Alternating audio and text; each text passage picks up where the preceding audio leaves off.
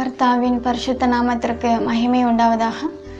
மீண்டுமாய் உங்களோட பேசுறதுக்கான ஒரு வாய்ப்பை ஆண்டவர் ஏற்படுத்தி கொடுத்ததற்காக நான் அவருக்கு நன்றி செலுத்துகிறேன். இதுக்கு முன்னாடி நம்ம பரிசுத்த ஆவியானவர் எதுக்காக நமக்கு கொடுக்கப்பட்டார்ன்றதை பற்றி பார்த்தோம்.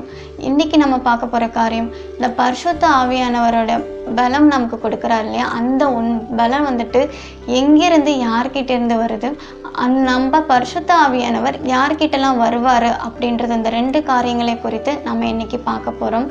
வாங்க பார்க்கலாம்.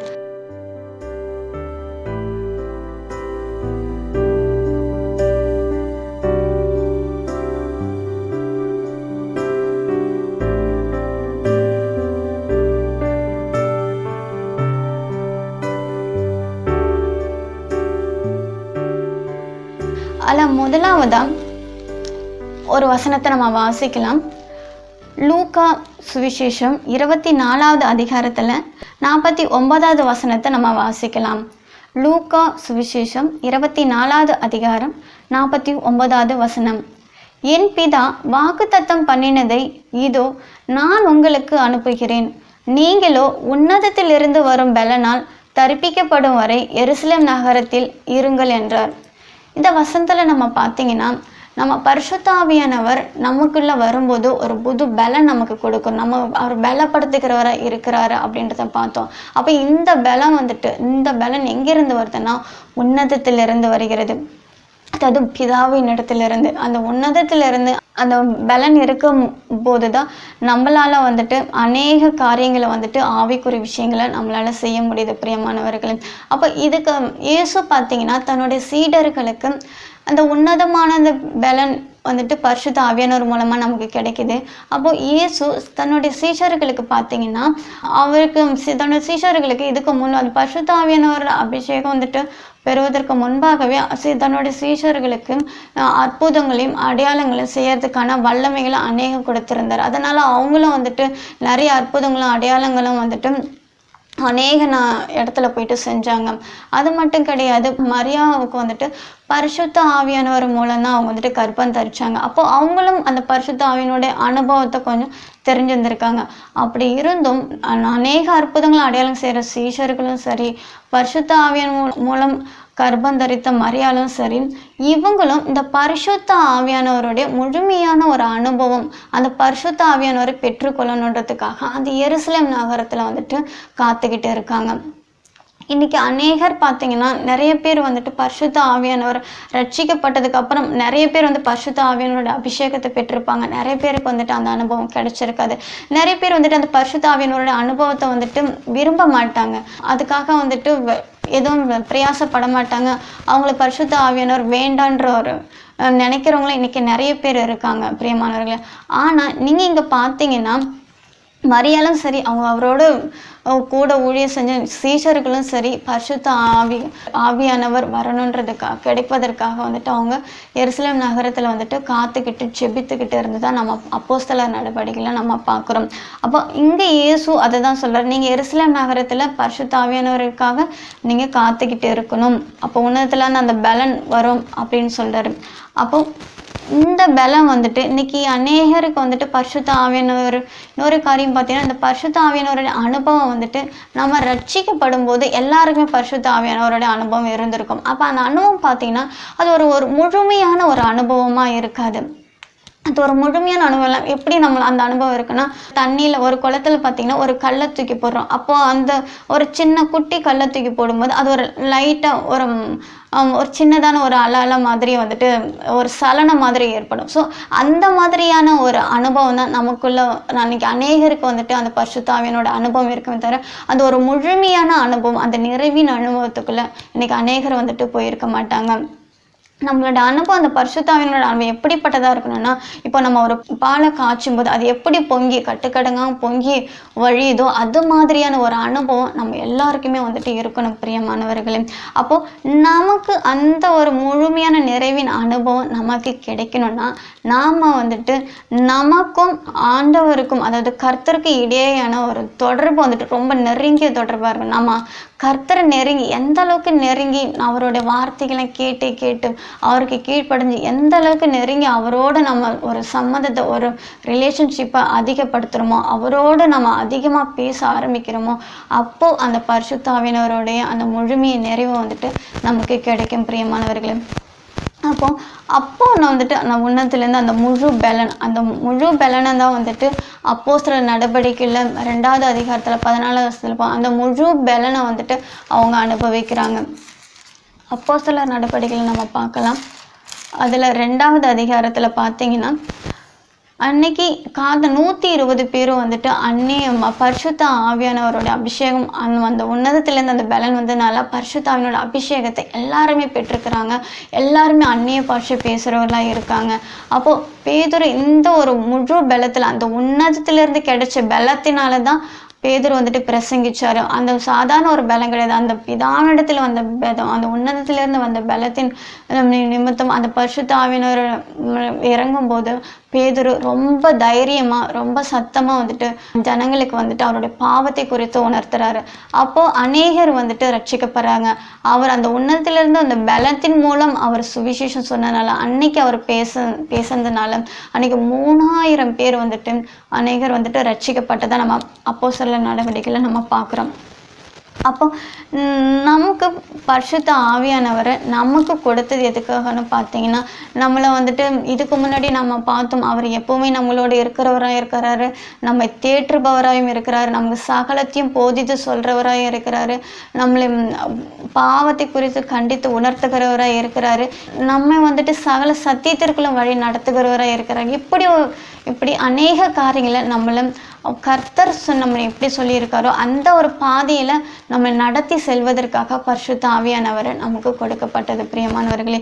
அப்போ இந்த பரிசுத்த ஆவியானவர் யாருக்கெல்லாம் வருவார்? பரிசுத்தமா ஜீவிக்க நீங்க நினைக்கலாம், ஒருவேளை பரிசுத்தமா இருந்தாதான் எந்த தப்புமே செய்யாம அவங்களுக்குள்ள இருக்கிற பெரிய பெரிய பாஸ்டர்ஸ்க்கு பெரிய பெரிய ஊழியக்காரங்களுக்கு தான் பரிசுத்த ஆவியானவர் வருவாரு, நமக்கெல்லாம் வரமாட்டாரு. இன்னைக்கு நிறைய பேர் நீங்க யோசிச்சுட்டு இருக்கலாம். அது மட்டும் கிடையாது, நீங்க பரிசுத்தமா இருந்தா மட்டும்தான் பரிசுத்த ஆவியானவர் வருவாருன்னு நீங்க யோசிக்கலாம். கிடையாது பிரியமானவர்களே, அப்படி கிடையாது. நம்ம பரிசுத்தமாய் வாழணும்னு வாஞ்சி அந்த ஆசை யாருக்கு இருக்கோ அவங்களுக்கெல்லாம் பரிசுத்த ஆவியானவர் வருவார் பிரியமானவர். அவர்களுக்கெல்லாம் பரிசுத்த ஆவியானவர் வருவார். அப்போ நமக்கு வந்துட்டு அந்த ஆசையும் அந்த வாஞ்சியும் இருக்கணும். யாருக்காகலாம் அந்த பரிசுத்த ஆவியானவர் வருவாருன்றதை பற்றி நம்ம பார்க்கலாம். அப்போ பரிசுத்தாவே நமக்கு வரணும்னா 3 காரியங்கள் நம்ம கிட்ட இருக்கணும். அது என்னன்றதை நம்ம பார்க்கலாம். முதலாவதா வந்துட்டு யோவான் சுவிசேஷம் 7வது அதிகாரத்துல 37 39 வரைக்கும் நம்ம வாசிக்கலாம். பண்டிகையின் கடைசி நாளாகிய பிரதான நாளிலே இயேசு நின்று சத்தமிட்டு, ஒருவன் தாகமாய் இருந்தால் என்னிடத்தில் வந்து பானம் பண்ண கடவன். வேத வாக்கியம் சொல்லுகிறபடி என்னிடத்தில் விசுவாசமாய் இருக்கிறவன் எவனோ அவன் உள்ளத்திலிருந்து ஜீவ தண்ணீருள்ள நதிகள் ஓடும் என்றார். அப்போ தம்மை விசுவாசிக்கிறவர்கள் அடைய போகிற ஆவியை குறித்து இப்படி சொன்னார். இயேசு இன்னும் மகிமைப்படாதிருந்தபடியினால் பரிசுத்த ஆவி இன்னும் அருளப்படவில்லை. இந்த வசனத்துல பார்த்தீங்கன்னா இயேசு சொல்றாரு, ஒருவன் தாகமாக இருந்தால் என்னிடத்தில் வந்து பானக்கணும். அப்போது நம்ம தாகமாக இருக்கணும். அந்த ஆத்ம தாகம், அந்த பரிசுத்த ஆவியானோட தாகம், அந்த பரிசுத்த ஆவியான் எனக்கு வேணும், அந்த வாஞ்சியும் அந்த தாகமும் நம்ம ஒவ்வொருத்தருக்குள்ள இருக்கணும் பிரியமானவர்களே.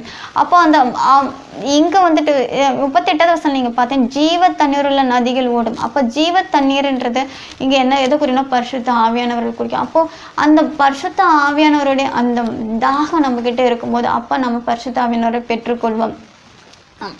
அவன் தான் தம்மை விசுவாசி அடைபெற ஆவிகள். அப்போ அவரை விசுவாசித்து அவரு கூட நம்ம இருக்கும்போது பரிசுத்த ஆவியானவரை நம்ம பெறுவோம் பிரியமானவர்கள்.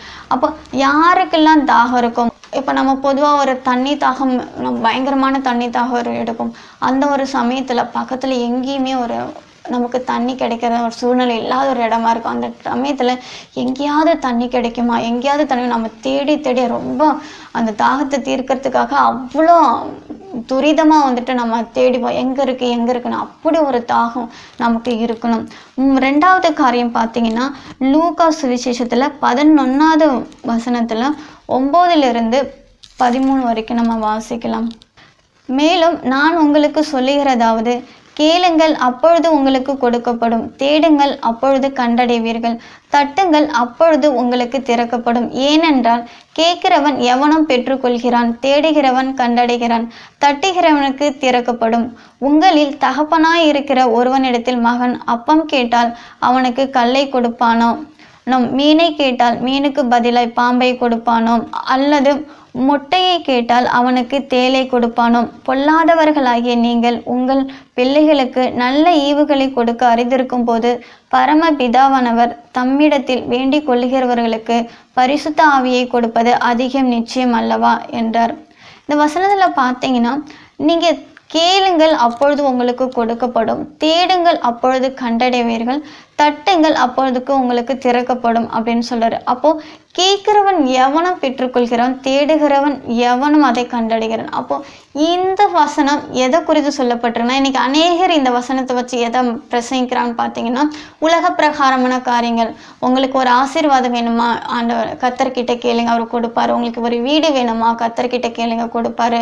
அது கிடைக்கும் வரைக்கும் நீங்கள் ஜெபம் பண்ணுங்க, அது கிடைக்கிற அதுக்கு அந்த விஷயம் வந்துட்டு இப்போ இந்த உலக பிரகாரமான ஆசீர்வாதங்களை வந்துட்டு இன்னைக்கு அப்படிதான் அநேகர் வந்துட்டு போதிப்பாங்க. அநேகர் ஜெபமும் இன்னைக்கு அப்படிதான் இருக்கும். எனக்கு இதை நீங்க கொடுக்கணும், கண்டிப்பா கொடுக்கணும், இதுக்கு அநேக வசனங்கள் அவங்க எடுத்து சொல்லிட்டு இருப்பாங்க. ஆனா உண்மையா பார்த்தீங்கன்னா பிரியமானவர்கள், இங்க ஆண்டவர் சொல்றது பரிசுத்த ஆவியை பத்தி சொல்றாரு. அப்போ நாம பரிசுத்த ஆவி நமக்கு வேணும் அப்படின்னு நம்ம கேட்கணும், அவர்கிட்ட தேடணும். அவன் பரிசுத்த ஆவியானவர் எனக்கு வேணும்னு அந்த ஒரு ஆசையும் வாஞ்சியும் அந்த தேடலும் நமக்கு இருக்கணும். அவர்கிட்ட வேண்டி கேட்கணும், நீ எனக்குள்ள வாங்க ஆண்டவர், எனக்குள்ள வாங்க பரிசுத்த ஆவியை வேண்டி கேட்கணும். அப்போ அவர் அந்த கதவை அவர் தட்ட நம்மளுடைய இருதய கதவை நம்ம திறந்து கொடுக்கணும். அப்போ பரிசுத்த ஆவியானவர் அப்பதான் நமக்கு வருவார். பிரியமானவர்கள், முதலாவது நமக்கு அந்த தாகம் இருக்கணும். ரெண்டாவது காரியம் நம்ம வேண்டி கேட்டுக்கொள்ளணும். அப்பதான் பரிசுத்த ஆவியானவர் நமக்கு வருவார். அப்போ மூன்றாவது காரியம் யாருக்கு என்னன்னு பார்த்தீங்கன்னா, அப்போஸ்தலர் நடவடிக்கைகள்ல 5வது அதிகாரத்தை நம்ம வாசிப்போம். அதுல 32வது வசனத்தை நம்ம வாசிக்கலாம். இந்த சங்கதிகளை குறித்து நாங்கள் அவருக்கு சாட்சிகளாய் இருக்கிறோம். தேவன் தமக்கு கீழ்ப்படுகிறவர்களுக்கு தந்தோரின பரிசுத்த ஆவியும் சாட்சி என்றார்கள். அப்போ இங்க பார்த்தீங்கன்னா, அவருக்கு தேவன் தமக்கு கீழ்ப்படுகிறவர்களுக்கு, தேவனுக்கு யாரெல்லாம் கீழ்ப்படுகிறாங்களோ அவங்களுக்கு தான் பரிசுத்த ஆவியானவர் வந்துட்டு வருவார். பிரியமானவர்களே, அப்போ கீழ்ப்படிதல் என்னன்னா, நம்மளுடைய கர்த்தருக்கு என்னெல்லாம் காரியம் நம்ம கிட்ட செய்ய சொன்னாரோ, அதாவது இந்த வசனத்துல முழு பரிசுத்த வேதகாமத்துல அநேக காரியம் சொல்லப்பட்டு இது ஃபுல்லாவே நம்ம ஃபாலோ பண்ணணும். இது முழுமையா நம்ம ஃபாலோ பண்றவங்களா இருக்கணும். அப்போ இந்த முழுமையா நம்ம ஃபாலோ பண்றவங்களா இருக்கும்போது அந்த பரிசுத்த ஆவியானவருடைய முழுமையான அந்த அனுபவம், நிறைவின் அனுபவம் நமக்கு கிடைக்கும்.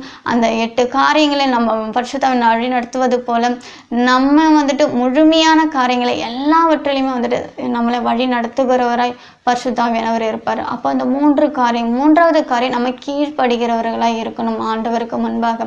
அப்போ முதல் காரியம் தாகம் உள்ளவர்களாய் இருக்கணும்.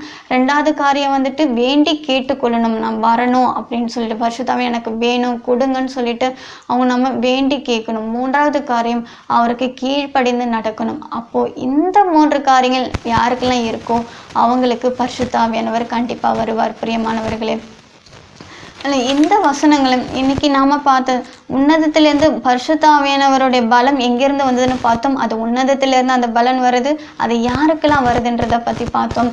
இன்னைக்கு இது உங்களுக்கு பிரயோஜனமா இருக்கணும் நான் கர்த்தருக்குள்ள விசுவாசிக்கிறேன்.